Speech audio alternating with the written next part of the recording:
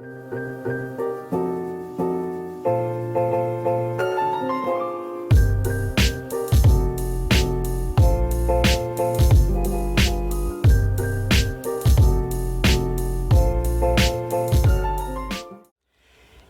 du vin, c'est notre histoire.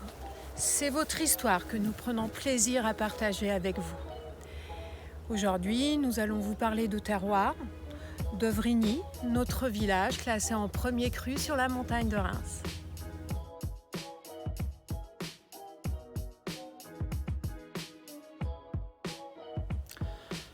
Alors, au village, on a une vraie chance à Vrigny, c'est d'avoir une exposition Est, qui est aussi la même pour la montagne de Reims.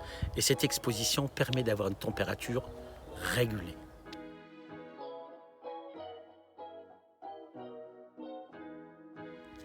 Alors aujourd'hui, on ne peut pas parler climat sans penser réchauffement climatique. Et pour preuve, on peut le voir encore, on a 8 à 10 jours d'avance cette année par rapport à une année normale.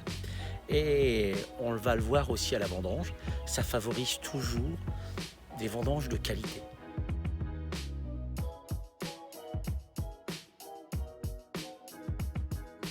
Derrière moi, vous avez l'exemple type de ce qu'est un sol champenois à Vrigny. Donc on va tout d'abord retrouver une première couche de terre végétale, ensuite de la craie et différentes couches de sédiments.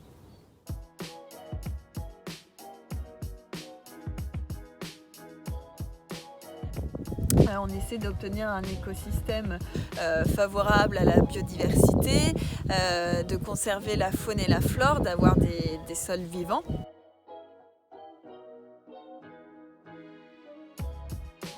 On limite le travail du sol dans nos vignes, on effectue seulement un charutage léger sous le rang et non au milieu du rang, donc on va conserver une bande enherbée.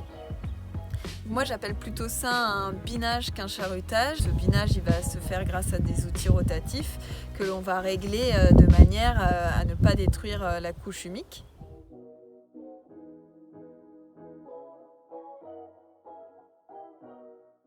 La viticulture, elle doit surtout ressembler à un terroir.